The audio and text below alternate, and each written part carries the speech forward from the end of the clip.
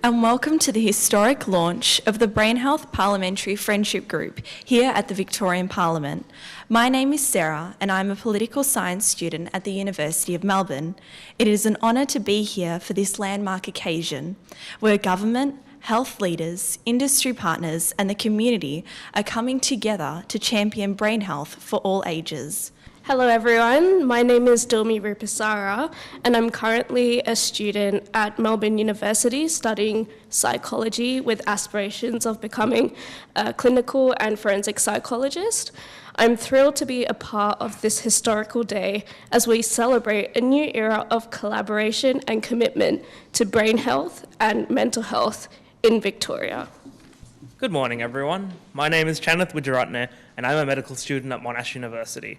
It is a privilege to be here with you as we launch this important initiative that will shape the future of brain health, research, and care in our state. Please join me in warmly welcoming the Honourable Steve McGee, Member for Melton, to say a few words. Brain health is an interesting topic because, as I said in our caucus meeting, we think about, I won't actually say what I said in our caucus meeting because you'll laugh at me, but anyway, we think about healthy bodies, but we don't think about healthy brains and how that affects the rest of us. And I think it's really important that we now have a parliamentary friends group here at Parliament to make sure that we make people aware of having a healthy brain, of what it does to us in regard to the rest of our bodies and our life, and whether we can prevent certain ailments and illnesses through improved brain health. So I think that's really important. So I congratulate everyone that's involved today. It is my pleasure to invite Dr. Tim Reid, Member of Brunswick, to address this distinguished gathering today. I think that things that cause long-term discomfort and disability are really worth bringing to the fore because they affect not just the quality of life but quality of society. And I was just chatting a second ago with the Minister. We'll probably hear a bit more about this, migraine being so much more common in women than in men, and I've noticed this in colleagues and workmates. So looking forward to hearing a great deal more about it, and thank you very much, Tissa and everyone, for organising today. It is now an absolute honour to hear from our Health Minister, the Honourable Mary-Ann Thomas. We know that 1 in 3 people around the world are affected by a neurological disorder. So that means that we, if not ourselves, we all at least know a loved one who will be experiencing poor neurological health. And a healthy brain is important to keep our mind sharp, resilient and active. Steve, we were talking. But a healthy brain is, as I said, is absolutely critical to a healthy life and a healthy and well-lived long life. Can I thank the incredible work of our sector partners, including the Migraine Foundation Australia, and the work that is being done to build awareness of the importance of brain health. And I also want to give a personal welcome and express my thanks to Professor Tissa Vijaratne, who will be providing today's keynote speech for the research and advocacy that Tissa has led on brain health and the importance of doing work to prevent neurological disorders. So that work of Tissa's has paved the way for greater public awareness and advancement and the prevention of neurological disorders across the world. It is my pleasure to introduce our mentor and global brain health expert, Professor Tissa Wijaratne, Director of Neurology and Stroke at Western Health and Chair of the Migraine Foundation, to address us now. The challenge that we face today, though, is greater than ever. We already know that over 43% of world population lives with a brain or mental health condition. You know that mental health conditions doesn't come from your foot, it comes from here, brain. These conditions such as stroke, dementia, multiple sclerosis, Parkinson's disease, anxiety, depression, ADHD, over 400 plus those disorders affect every family, every age group, every community. And they hurt us when you have any one of us suffer from these disorders. It completely disrupts the way that we live. It doesn't matter whether you have a PhD or full professorship or whether you are a minister or prime minister or president for that matter. Unfortunately, though, the way that we deal with continue to remain fragmented.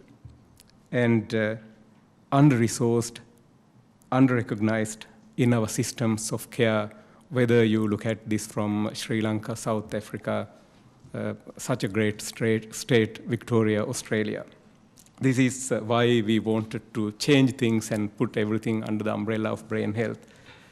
Brain health is not a health priority. It is an economic priority as well. It is the foundation of what we call brain capital. The collective cognitive, emotional, and social resources are the one that drives our productivity to help us to create, innovate, and build resilience in our society. A strong brain capital base means stronger communities, stronger economy, and a stronger future, and a great Victoria, and great Australia, and a great world for that matter. We cannot separate brain health from mental health, as I said before. There's absolutely no mental health without brain health, and there's no brain health without mental well-being. This is why we came up with the idea of Life's 10, a practical, science-based framework for lifelong brain and mental health. Very easy to remember, like 10 fingers in your hand. Eat healthy, sleep well, be physically active, don't smoke, don't do recreational drugs and use alcohol sparingly, or don't engage in heavy alcohol usage, and manage stress positively. Stay connected, be kind and compassionate to yourself and others. Then, those are the 5 behaviors. Very easy to do, very easy to remember. From the other hand, you control simple numbers: blood pressure, blood sugar, cholesterol, the abdominal circumference or the waist, the circumference, and body weight. Harder to achieve, but easy to remember. It is now my pleasure to introduce my co-MC Sarah, who won the Outstanding Brain Health Championship Award for her tremendous leadership with Life's 10 at Melbourne Christian College. Sarah, please come and tell us a bit more about your wonderful work. Good morning, my name is Sarah McPartland. I'm currently pursuing a degree in Politics and International Studies at the University of Melbourne. Last year, I had the honour of being part of the Senate leadership team, and I also served as school captain at Melbourne Christian College.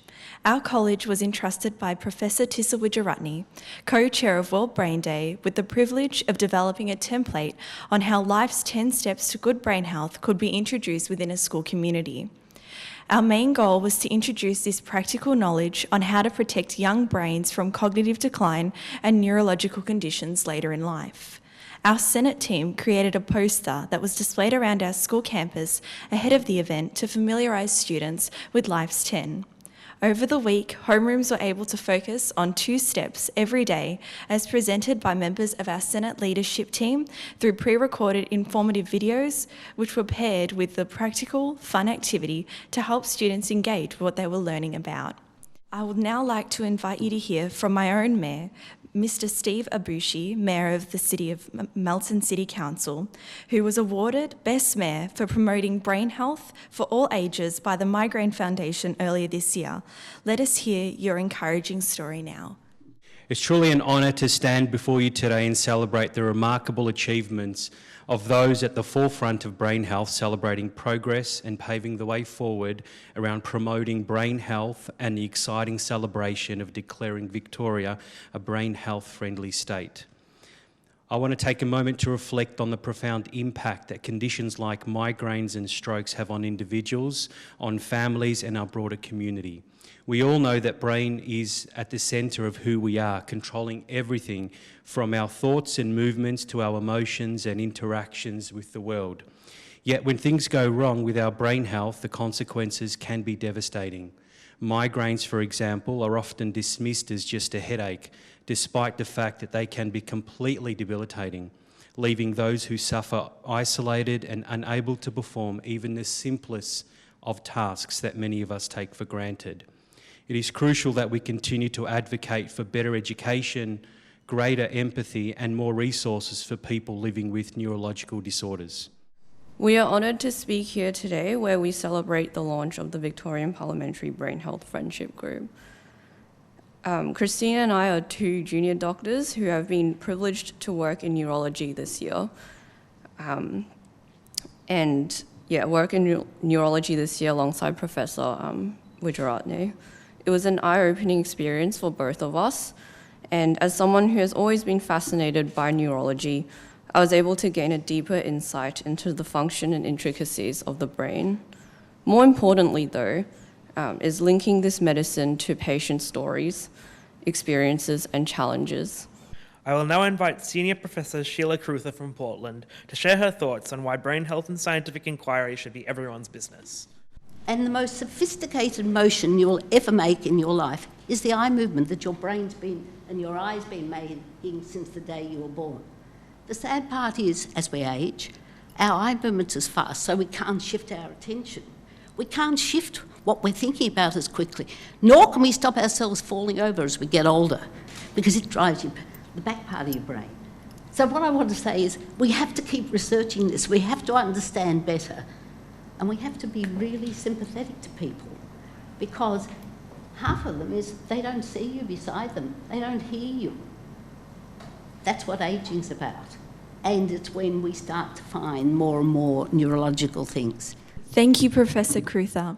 Please remember to visit the Migraine Foundation website, the Western Health website, and the Chronic Disease Alliance website. Enjoy a brain health-friendly meal from Sinner's Kitchen, sponsored by the Migraine Foundation.